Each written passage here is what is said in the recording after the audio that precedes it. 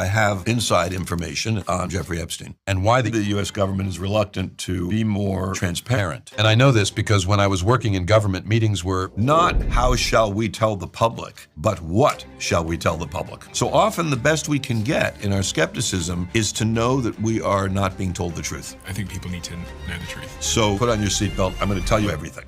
And all senior people in the U.S. government know everything that you and I have discussed here today. So you've been behind the scenes with some of the most successful, richest, most powerful people on planet Earth. But what is it you do, Gavin? So I do protective coverage, any of the ways that wealthy or prominent people might be targeted. For example, the Saudi Arabian government obtained a system which can get into your phone, used it on Jeff Bezos. So our work was to figure out how it happened. Why would a government want to hack the founder of Amazon's phone? So I'll tell you in a second, but we're all not as careful as we could be in terms of what we say, what we text, and there is absolutely no protection viable for the confidentiality of your phone. Do you have any skepticism about that? I just have a lot of ignorance to how this whole world works. Lucky you. But all power centers in human history lie. There are some examples of this where it will start telling the truth about something. But years later, things like cancer causing asbestos in baby powder, 100,000 people dying from heart attacks from opioids, and we'll see it with mass vaccination. So what advice would you give about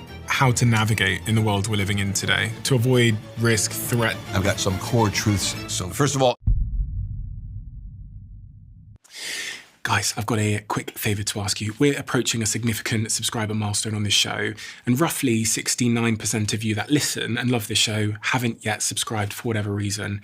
If there was ever a time for you to do us a favour, if we've ever done anything for you, given you value in any way, it is simply hitting that subscribe button. And it means so much to myself, but also to my team, because when we hit these milestones, we go away as a team and celebrate. And it's the simple, free, easy thing you can do to help make this show a little bit better every single week. So that's a favour I would ask you. And if you do hit the subscribe button, I won't let you down, and we'll continue to find small ways to make this whole production better. Thank you so much for being part of this journey. It means the world. And yeah, let's do this. Gavin, we have a mutual friend, and that mutual friend actually sent me a voice note late last night. Here is what the voice note says. I'm calling at this crazy hours. I found out that you're interviewing a dear friend of mine, Gavin de Becker, I think in 2 days, I think on the 13th.